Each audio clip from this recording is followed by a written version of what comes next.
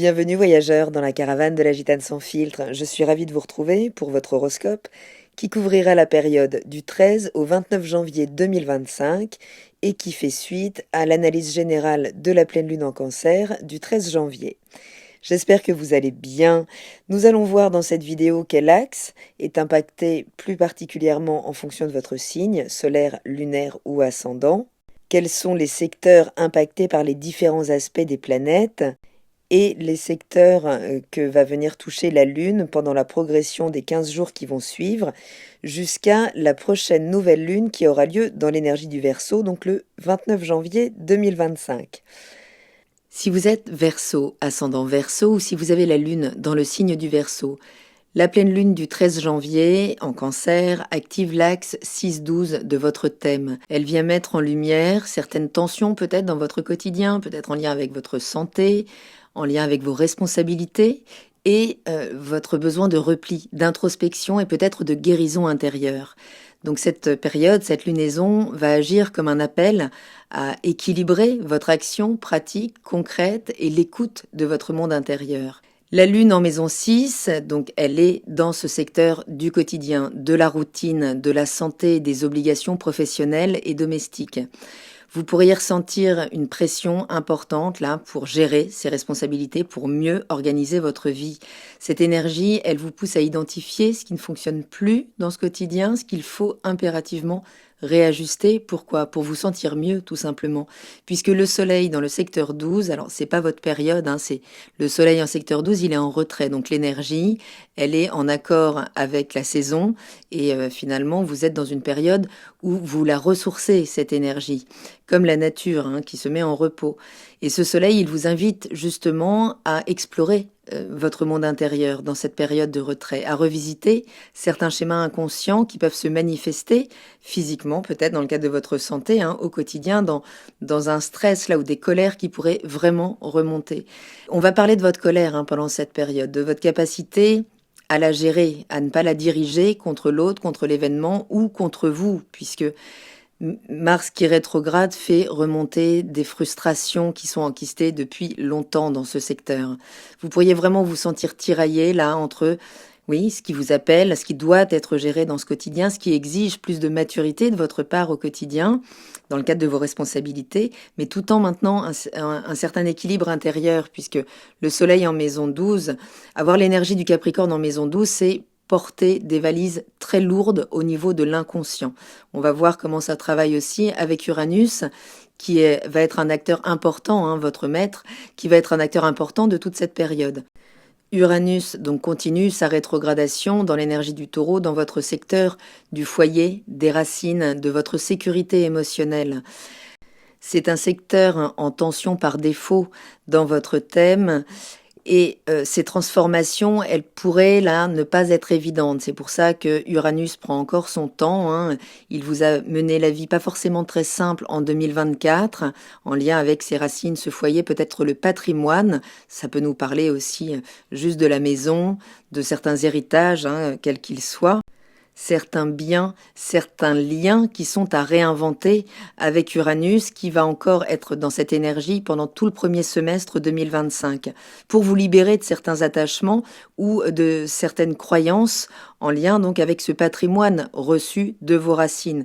Ce qui fait écho donc à cette maison 12 en Capricorne, maîtrisée par Saturne dans ce secteur des racines qu'est la maison 2, de votre patrimoine. Tout ça est challengé vraiment cette année, mais là vous avez la possibilité pendant cette période de prise de conscience et peut-être de vivre des sortes d'épiphanies pour trouver des nouvelles solutions, quelles que soient les problématiques en lien avec ces thématiques.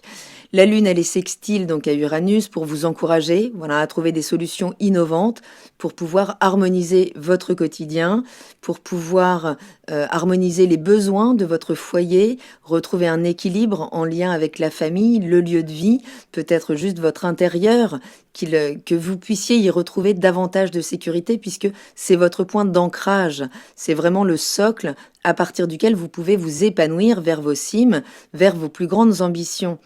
Le soleil, lui, est également en aspect harmonieux, il est en trigone, pour vous permettre aussi des prises de conscience pour mieux aller explorer votre monde intérieur.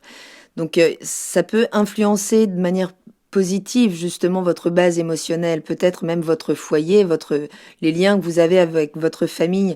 Vous pourriez vraiment vivre des prises de conscience importantes. Uranus vous pousse à lâcher certains schémas trop anciens pour pouvoir accueillir plus de liberté, la liberté à laquelle vous aspirez tellement. C'est l'arcane de la tempérance qui gère toute cette période, qui est reliée à votre énergie et qui vous appelle vraiment à trouver plus de fluidité dans votre quotidien, mais c'est en lien avec vos schémas, vos ancrages émotionnels, avec la famille en taureau, avec ce que vous avez hérité. Donc ça reste des opportunités pour retrouver plus de fluidité dans votre espace intime, peut-être votre espace domestique.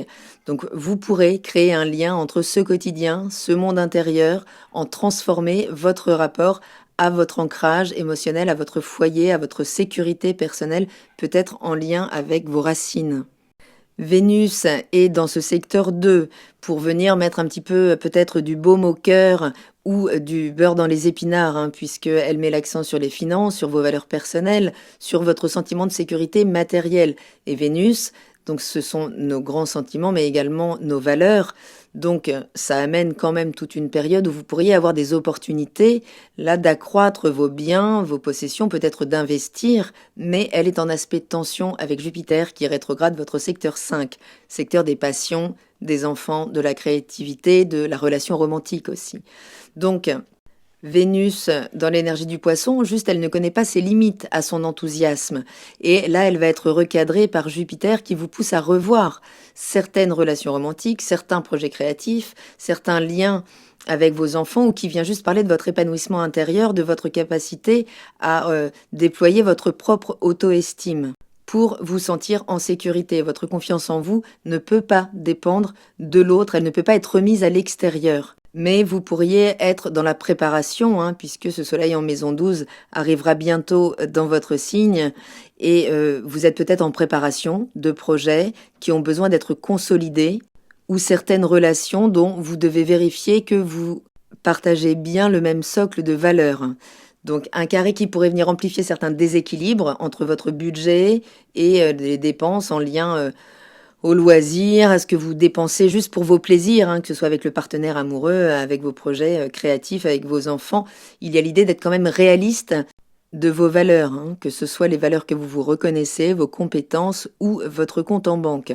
Ça peut être un moment intense qui va vous demander vraiment de venir mettre de l'eau dans votre vin, de venir étudier vos points de colère qui correspondent sans doute à des moments de frustration intense où vous n'êtes pas dans votre existence. Ce sont des instants qu'on peut qualifier de non-soi en fait. Puisque cette lune, elle est conjointe à Mars qui rétrograde donc ce secteur du quotidien. Cette conjonction, elle vient intensifier les émotions très rapidement, mais quand même, ça peut être très intense. Donc en lien au travail, à la santé, au quotidien, à la prise en charge de ce quotidien, à l'organisation qui peut manquer parfois de maturité. Donc vous pourriez ressentir des frustrations importantes, peut-être vous sentir freiné dans ce quotidien, dans le cadre de certaines responsabilités répétitives qui pèsent trop aussi, oui, ça peut être juste une fatigue accumulée là qui vient se manifester dans le corps.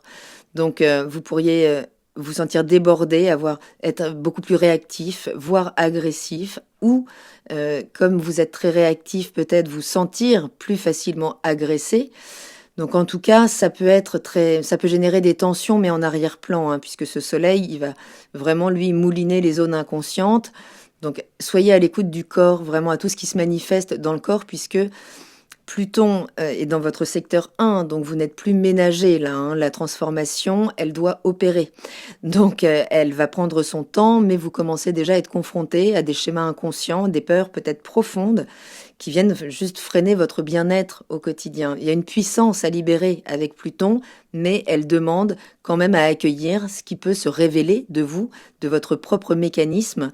Donc voilà, il va falloir gérer ça, peut-être donc des excès de colère qui pourraient être stimulés pendant cette période pour vous amener à comprendre sa source finalement et surtout comprendre que quand elle se manifeste, c'est qu'il y a une insatisfaction profonde qui vous demande de réorienter votre action. La clé pendant cette période, ce sera vraiment de trouver des manières constructives, peut-être innovantes, de transformer certaines routines de vie tout en vous libérant de certains blocages émotionnels. Utilisez vraiment cette période pour clarifier vos priorités, pour étudier certains débordements que vous pourriez subir dans vos propres systèmes au niveau émotionnel, restructurer peut-être juste votre emploi du temps, votre routine de vie, votre gestion du temps pour travailler à une libération qui est en train d'éclore. C'est bientôt votre période, votre retour sur la scène publique quand le soleil entrera dans votre signe. Je vous invite à prendre vos agendas si vous souhaitez noter la progression de cette lune qui va continuer d'évoluer à travers les différents secteurs de votre thème. Le 14 janvier, la lune entre dans l'énergie du lion dans votre secteur relationnel. Donc focus là sur certains partenariats, des relations, tout ce qui est important, les relations contractuelles.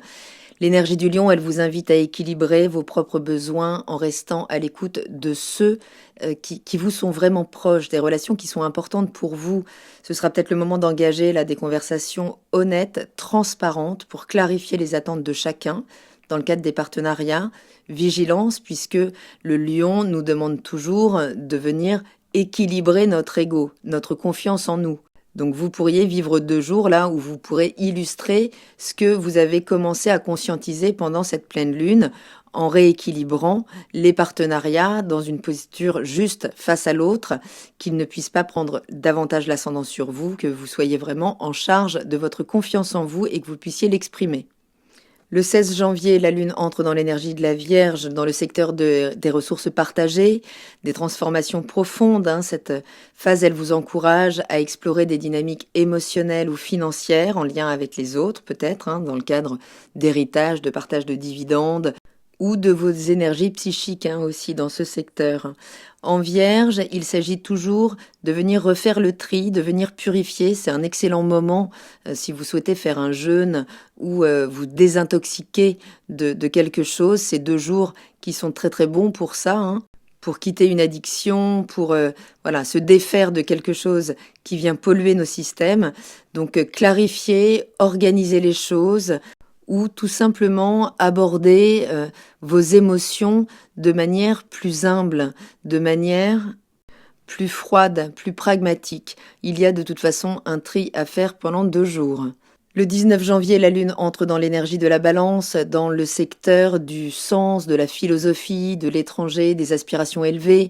2 jours pour élever le débat. L'énergie de la balance, elle vous invite à réévaluer certaines croyances, à explorer des idées nouvelles, plus loin, plus vastes, plus larges, peut-être avec l'autre, peut-être dans le cadre de collaboration. L'idée, c'est de vous engager, là, peut-être dans des projets intellectuels, philosophiques, qui vous rapprochent de votre idéal. Donc ça peut être dans le cadre de relations, ça peut nous parler de justice aussi, d'affaires de justice, mais il y a la possibilité là d'aller explorer justement votre capacité à mettre de l'eau dans votre vin, à trouver une harmonie intérieure qui vous corresponde, qui vienne vraiment nourrir votre philosophie. Le 21 janvier, la lune entre dans l'énergie du Scorpion, dans votre secteur des ambitions professionnelles, du statut social, du rôle public que vous pouvez tenir, de vos responsabilités aussi, tout simplement dans la vie. C'est toujours plus intense en Scorpion, donc 2 jours pour vous inviter peut-être à revoir vos objectifs, peut-être à rencontrer des partenaires aussi, pour déployer des projets, pour transformer votre manière de vous positionner dans votre travail. 2 jours pour clarifier peut-être vos priorités professionnelles, peut-être éviter les distractions inutiles, mais 2 jours qui peuvent être assez intenses. Le 24 janvier, la lune entre dans l'énergie du Sagittaire, dans votre secteur des relations sociales, des aspirations collectives, des projets à long terme.